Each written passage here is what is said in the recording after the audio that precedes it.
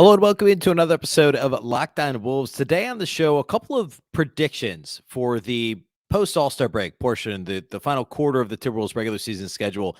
Predict when Karl-Anthony Towns might return, an update on his status, plus a couple additional predictions.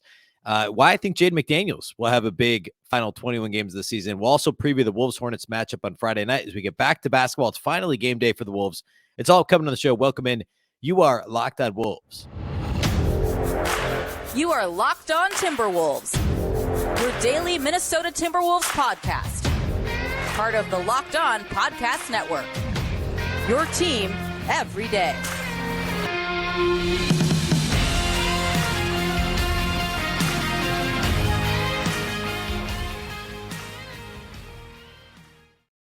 Hello and welcome to the Locked On Wolves podcast, part of the Locked On Podcast Network, your team every day. My name is Ben Beecken. I'm the host of Locked On Wolves. Today's podcast is sponsored by BetterHelp. It's not a crisis line. It's not self-help. It's professional therapy done securely online, available to people worldwide. And they have a special offer for my listeners. Get 10% off your first month at betterhelp.com/lockedon. Happy Friday, everybody. Happy Timberwolves game day and happy weekend. A big thank you here off the top for making Locked On Wolves your first listen every day. Of course, this show is free and available everywhere. That includes YouTube as well as all of your favorite audio platforms. You can also watch on the Locked On Sports Minnesota app, along with all the other Minnesota podcasts on Locked On. Again, that's on Roku and Amazon Fire TV, the Locked On Sports Minnesota app. More great local sports coverage 24/7, and it's free. Download the Locked On Sports Minnesota app today on Roku or Amazon Fire TV. You can also follow the show on Twitter at Locked On T-Wolves. Don't forget the T, and at Beecken. And that's with two B's, two E's, C-K-E-N. All right. Today, I do want to get to the Wolves-Hornets preview. The Wolves haven't played Charlotte since November, so I want to kind of refresh what Charlotte's been up to. They made a couple deals at the deadline. Their team looks a little different. So I want to preview that matchup here at the end of the show. I want to do some predictions first, talk Karl-Anthony Towns. I did a couple prediction-related type things on Thursday's show, so go back and check that out if you missed it. But I will give you the high point, I think, or I guess the headline, if you will, of Thursday's show is I'm predicting the Wolves will go 13-8 over the final 21 games. They'll finish the season with a 44-38 record, which is 2 games worse than last year. I think they'll finish in likely in 6th or 7th in the Western Conference. There's a shot you can get to the 5th spot, or excuse me. Yeah, there's a shot you can get to the 6th spot and avoid the play-in with 44 wins. And last season the Wolves were in 6th. Last season the Wolves were in 7th with 46 wins. There's a chance they could get to 6th with 44 wins with the way the West could shake out this year. More likely, they're going to be in 7th, maybe even 8th with 44 wins. But that's my prediction for a final record. I want to make a Cat-related prediction, actually 2 related to Cat, and then some Jaden McDaniels, overall Timberwolves offense prediction before we get to that Hornets preview. First, the Karl-Anthony Towns update. This comes from post-practice. Chris Finch talked to the media and said that Towns is in the, quote, final stages of his recovery. He talked, the quotes are out there. You can go find them, but basically just saying that Towns is itching to play. It's not a question of, whether or not he's had, he didn't say the word setback, but basically he hasn't had that. It's not a mental thing. It's just final stages of recovery, and that Cat is chopping at the bit to play. So it really does sound like it's close. And remember the report from Shams Charania of The Athletic and Stadium just prior to the All-Star break is that the Wolves are hoping to have him back in the final 10 to 15 games of the season. So working backwards from the end of the season, that would put us at, 10 games would be March 18th. So 15 games left puts us at 5 at March 7th. So sometime between March 7th and 18th, given that information, given the Finch report, and given the Wolves schedule, I'm going to make my prediction of when Towns will come back. No information other than what's already out there publicly. But I'm going to go ahead and say I'm, again, completely speculating, but I'm predicting that Towns is back on either Friday, March 10th, which is a home game against the Brooklyn Nets, or Monday, March 13th at Atlanta. I think it's going to be the at Atlanta game. I mean, the Brooklyn game is certainly less sexy of a matchup now than it was, just a few weeks ago. But I think the Wolves are more likely to bring him back at Atlanta on the road than they are at home on a Friday night against Brooklyn. Also, the Timberwolves have that weekend off, so they play Saturday the 4th at Sacramento. Then they have Sunday, Monday off, so 2 off days. They play at home on Tuesday. Then they have, this is weird, they get 2 days off. So Sunday, Monday off, they play Tuesday. They stay at home. They get Wednesday, Thursday off, play Friday, and then they get Saturday, Sunday off and play Monday. So the Wolves are finally getting these off days. Remember, the Wolves played a league high 61 games before the All-Star break. And it wasn't that they had a ton of back-to-backs. It's that they had very few gaps in the schedule, more than one off day. It was like they alternated on and off, on and off. I think it was like 5 or 6 weeks. I went through it before the All-Star break where they didn't have consecutive off days for like over a month. And now they play game, 2 off days, game, 2 off days, game, 2 off days. It wouldn't surprise me if the Wolves kind of use that and steal a few more days, give him that weekend off so he doesn't play Friday against Brooklyn. He'd get Saturday, Sunday off, and then play on Monday night in Atlanta, get Tuesday off. Then he could play back at home. Perhaps his home, I guess, re-debut could be against the Celtics, which would be a big game, of course, on Wednesday, March 15th. A great crowd for that game, I'm sure. So I'm going to say Monday, March 13th. That's my prediction. At Atlanta, a very winnable game for the Wolves, a nice matchup for Minnesota and for Towns, and then he could be back at home on Wednesday the 15th. In my opinion, the earliest we could see him back would be that Friday night game home against Brooklyn on the 10th. So we'll see how this all shakes out. That's a complete based on the schedule, based on the public information, the report from Shams, that's my guess as to what's going to happen with Cat. But obviously that'll be something we monitor closely. Coming out of the break here, I mean, it's a pretty tough stretch, right? Home for Charlotte is obviously winnable. At Golden State, at the Clippers, at the Lakers, at the Kings. That's a really difficult road trip against 4 potential playoff teams, likely playoff teams, the Western Conference. I'm going to go ahead and say the Lakers are likely they'll at least make the play-in. And then home for Philadelphia. Brooklyn's not the same as they were. So, I mean, if the Wolves go 3-3 over those 6 leading into that Nets game, that's actually not bad, given how tough that is with 4 of those on the road, 5 of the 6 against likely playoff teams. That's a schedule. I'll tell you that. And then hopefully getting Cat back for what's a little bit of a softer stretch with Brooklyn, Atlanta, Chicago, Toronto, Knicks. There's a few more, winnable games kind of mixed in there. So I don't know. I just think that it's possible that we'll try and get Towns back there kind of in between that really difficult stretch and that softer stretch in the schedule. All right. A couple additional predictions that I have here for the Wolves. One is Cat related. And I think when Cat comes back, I saw a little bit of chatter on Twitter about like, hey, what do you do when Towns comes back?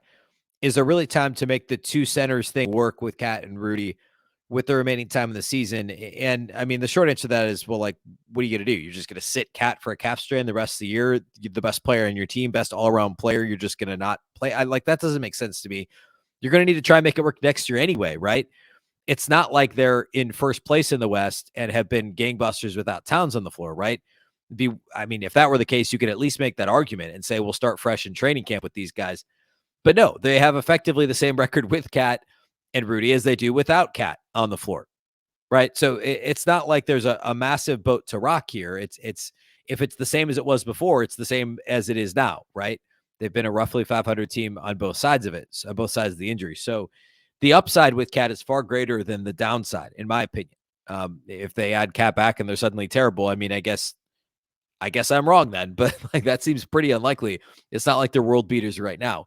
So all that to say, I think he comes back. So what I want to do is I want to talk a little bit about the Cat Rudy pairing and a prediction I have related to that. And then I want to talk some Jaden McDaniels, Wolves offense overall. So we're going to do all that here next. Today's episode of Locked On Wolves is brought to us by our friends at BetterHelp. This show is sponsored by BetterHelp. When you're at your best, you can do great things, but sometimes life gets you bogged down. You may feel overwhelmed or like you're not showing up in the way that you want to. Working with a therapist can help you get closer to the best version of you, because when you feel empowered, you're more prepared to take on everything that life throws at you. If you're thinking of giving therapy a try, BetterHelp is a great option. There's so many reasons why therapy can be extremely helpful, and BetterHelp is a great place to do it. It's completely convenient, flexible, affordable, and it's entirely online. It's really easy to use it to get rolling with it. Just fill out a brief questionnaire to get matched with a licensed therapist, and you can switch therapists at any time for no additional charge. Again, that's at BetterHelp, H-E-L-P. If you want to live a more empowered life, therapy can get you there. Visit BetterHelp.com/lockedon today to get 10% off your first month. Again, that's BetterHelp, H-E-L-P.com/lockedon. Locked On.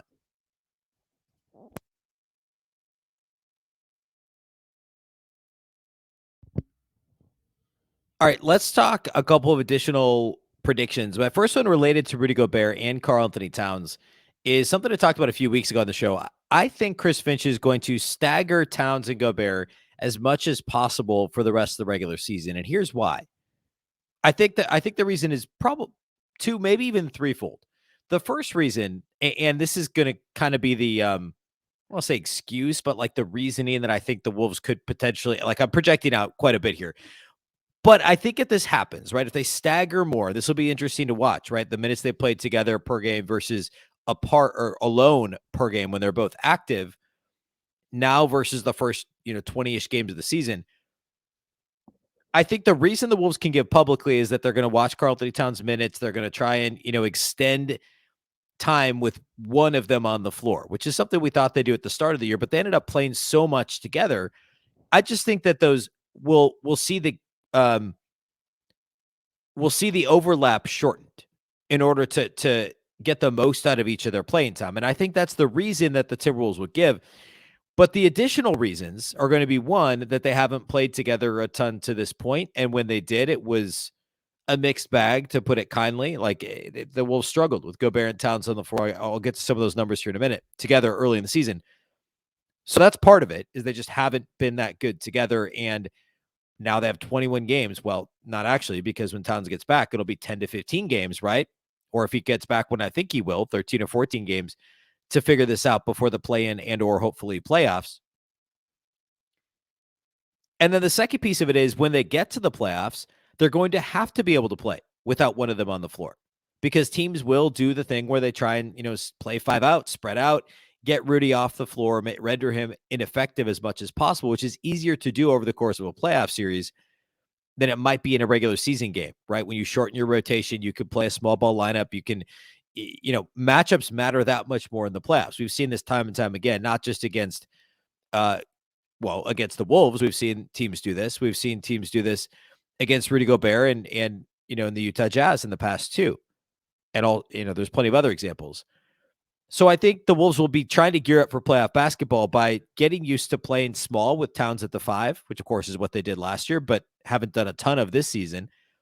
And also so that they can figure out how to play, like, say, Towns gets into foul trouble. I mean, I guess they've been playing without Towns anyway for the last few weeks, but there's also that element of it too. Like, can you within a game play with both bigs on the floor? Can you play with just Gobert? Can you play with just Towns all over the course of a 48-minute game? I think that'll be part of the calculus here. And again, early on, it could be potentially Towns has a minutes limit. I don't know, but maybe he'll have a 28-minute limit or something like that early.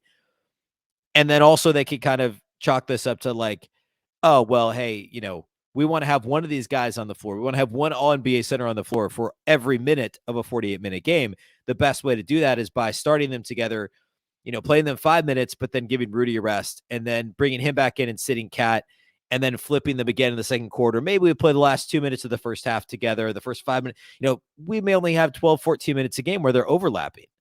And I think Finch is going to likely try and, again, condense that time frame for all of the reasons I've already mentioned. That would not surprise me the least bit. The other prediction I have is that we'll see a lot more Jaden McDaniels' offensive impact over the final 21 games of the season. We started to see this a little bit. Even back before the trade, right? Before the D'Angelo Russell trade, I think the D'Lo trade and the Mike Conley trade, from the Wolves' perspective, is only going to serve to kind of expedite this Jaden McDaniels offensive. I don't want to call it an explosion, because it hasn't been, and we'll see where this goes. But the Wolves clearly are ready to give the ball to Jaden McDaniels more often, give him more ability to impact the game offensively. In the 3 games with Mike Conley, the first one, the Wolves were not all that competitive in that big loss at Memphis. He scored only 6 points. But then in the win at Dallas, Jaden McDaniels had 19 points on 8 shots in that close win over Dallas. He made 3 threes in that game, 7 of 8 shooting. And then in the loss to Washington, he had 15 and 8, 15 points, 8 rebounds. We've only seen Jaden McDaniels get 8 or more rebounds like 6 or 7, I think 6 times this season. Yeah, 6 times this season he's had 8 or more rebounds. He's only had 9 rebounds one time. He hasn't had double-digit rebounds at all this season. But in terms of offense, he's made 2 or more threes in every game since D'Lo was traded. And we haven't seen him have a stretch like that where he's had, and actually go back to the game before he was traded at Utah. That's 4 straight games where McDaniels has made 2 or more threes. He has not had a stretch like that all season long. He's had several stretches where he's made, a couple, but he hasn't made 2 or more in 4 consecutive games until these last 4 games before the All-Star break.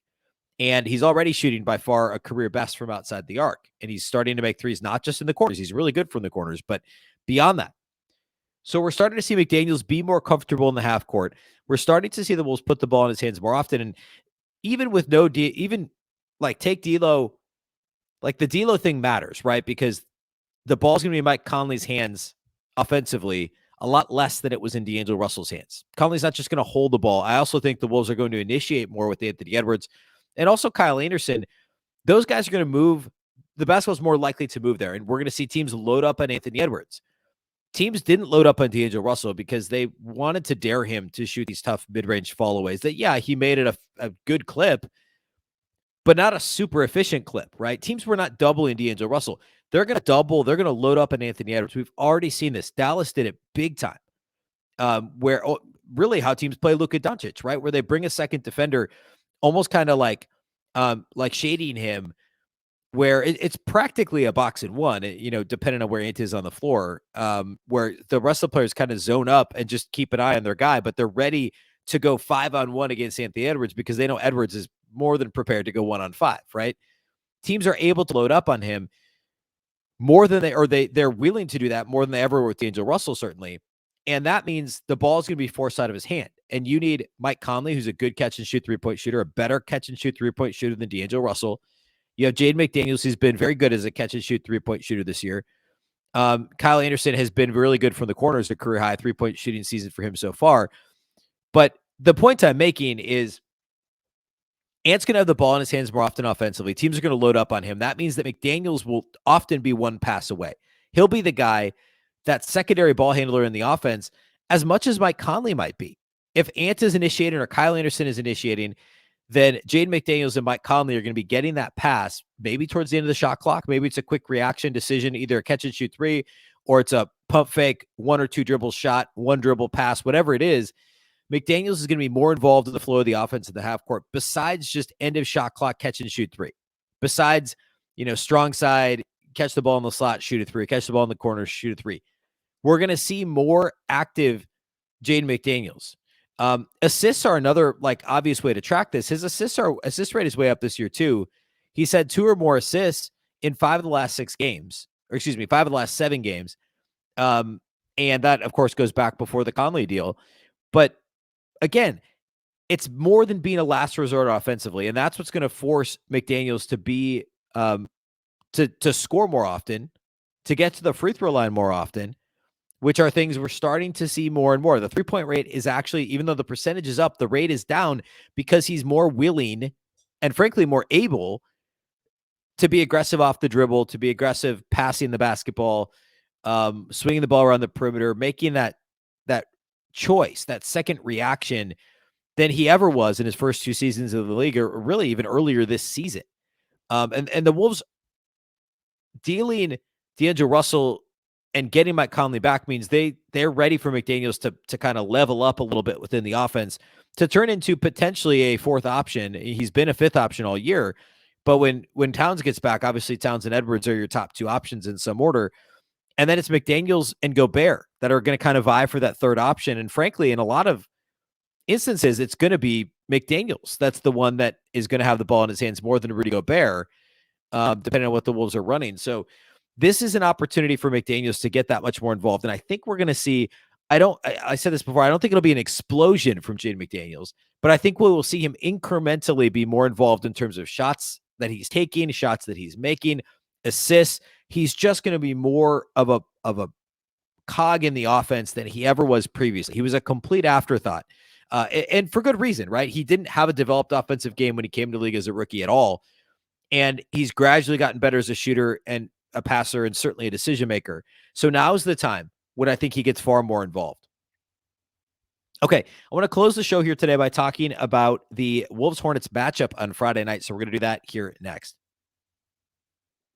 Today's episode of Locked On Wolves is brought to us by our friends at Nissan. Nissan's most electric player of the week is brought to you by the brand new all-electric 2023 Nissan Ariya. Our player of the week is, of course, Anthony Edwards. Ant was, I guess, the only Wolves player that played in the last 8 days, suited up for the NBA All-Star game on Sunday. The best way to describe Anthony Edwards is also the best way to describe the Nissan Ariya. There's several adjectives I'll give you. Electric, number one, right? Brilliantly fierce and fiercely elegant.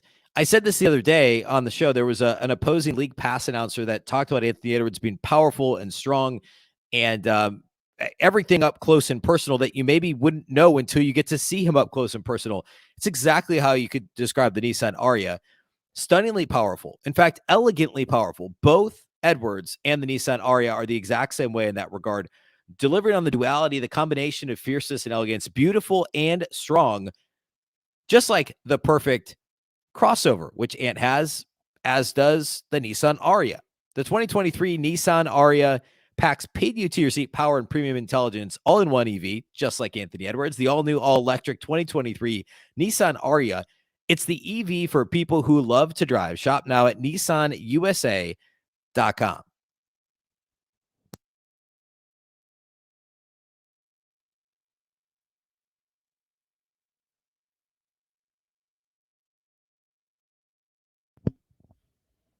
All right, let's close the show here today by talking about the Wolves-Hornets matchup. We have not seen Charlotte since the week of Thanksgiving. I think it was like right before Thanksgiving. It was just a game or two before Karl-Anthony Towns hurt his calf at the Wizards.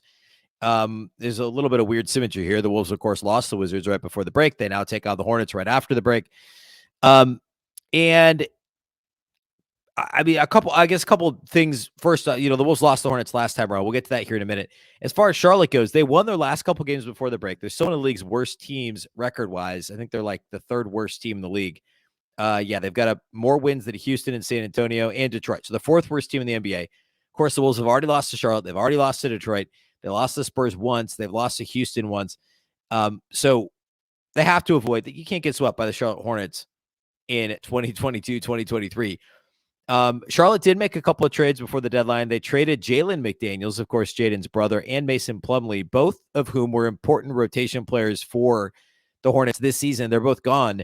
Now, Terry Rozier and Kelly Oubre Jr. both missed some time before the break. In fact, Oubre's been out since like the first week of January, but they're both supposed to be back. They're listed as probable for Friday's night game in Minneapolis. So we could see both Rozier and Oubre back for the Hornets. They both played in that game before, way back in November. Both Oubre and Rozier did. LaMelo Ball did not play in that game. Neither did Gordon Hayward. Those guys are all going to play in this game, or they're all, healthy at least, not on the injury report. Again, Oubre and Rozier listed as probable. Karl-Anthony Towns did play in that game in November as well. Back in that game, the Wolves were actually up by 10 at halftime over Charlotte, but then they got outscored significantly in the third quarter of that game, which was, of course, early in the season, especially a major issue for the Wolves. We've seen that crop up again a bit more here recently, but they were outscored by 18 in the third quarter. The Wolves gave up 39 third quarter points to the Charlotte Hornets, who are 29th in offensive rating in the NBA. I think they were 30th at the time, actually. Like, you have no business giving up 39 points in a quarter to one of the league's, one or two worst overall offenses. They're also the league's worst three-point shooting team. They're currently 30th in three-point shooting in the league. The Charlotte Hornets are. There's no excuse for what happened in Charlotte back in November. On the Wolves side, Gobert had a 17 and 17. I mean, he dominated Mason Plumlee, who's no longer with the Hornets. But that was a big game for Gobert. 19 from Towns on just 22 shots. He was only 1 of 11 outside the arc, was 0 of 8 shooting threes in the second half of that game. That's obviously not a performance that we're used to seeing out of Karl-Anthony Towns, and only had 4 rebounds in 37 minutes in that game. D'Lo had 20 and 10. Ant had 25. And again, the Wolves were up 10 at halftime, but then they were down 8 going to the fourth quarter and, ended up making it a bit interesting, losing by just 2. But Oubre was big in that game. Mason Plumlee didn't score a lot, but had 12 rebounds, 5 assists. Terry Rozier scored, not efficiently, but scored. Again, no Ball in that game either. And the Wolves still held Charlotte to 32% from outside the arc. But the Wolves themselves shot just 22% from 3. Again, 1 of 11 for Towns, also 3 of 10 for Ant. Jaden McDaniels was 0 of 3 outside the arc. So a lot of things went wrong in that game. They still only lost by a bucket. Again, the Hornets should have Ball. They will have Rozier. They will have Oubre, but there's no Mason Plumlee. There's no Jaden McDaniels. There's really no depth for the Charlotte team. And even though they won their last couple games before the break, this is, again, a very beatable team, obviously, with the fourth worst record in the league. Again, the worst three-point shooting team in the league. They're a good offensive rebounding team, although less so now with no Plumlee. I think that's important. They also don't go to the line a ton, which helps the Wolves because the Wolves still foul a lot. So the key for the Wolves in this game would be control the glass. Charlotte is without Plumlee. I think they're just a mediocre offensive rebounding team. They're not a very good defensive rebounding team. So the Wolves should control the glass and control the paint. Gobert should have his way against this team. Don't foul because the Hornets don't go to the rim a ton. They're happy to shoot threes, right? They're still, they're like eighth or ninth lowest in terms of 3-point rate, but they're also the worst 3-point shooting team. They just don't get to the line much either. They don't have a ton of athletes that are really willing and able to take contact. They've only got a couple guys that average more than 3 free throws per game. That's Rozier and Ball. And those guys are also happy to shoot threes, right? They combine to average almost 19 threes per game between Ball and Rozier. So I think this is a good matchup for Minnesota. What happened in November, frankly, was pretty fluky. I was worried about the Wizards game before the break. I said as much when I previewed that game that I was afraid the Wolves could potentially lose that one a week ago. I feel better about this one. The Wolves should beat the Hornets at home with the long rest, with the practices. I know Charlotte's had a long rest too, but I think no Plumlee and no whoever else I just said that they traded away. McDaniels. I think that helps the Wolves quite a bit.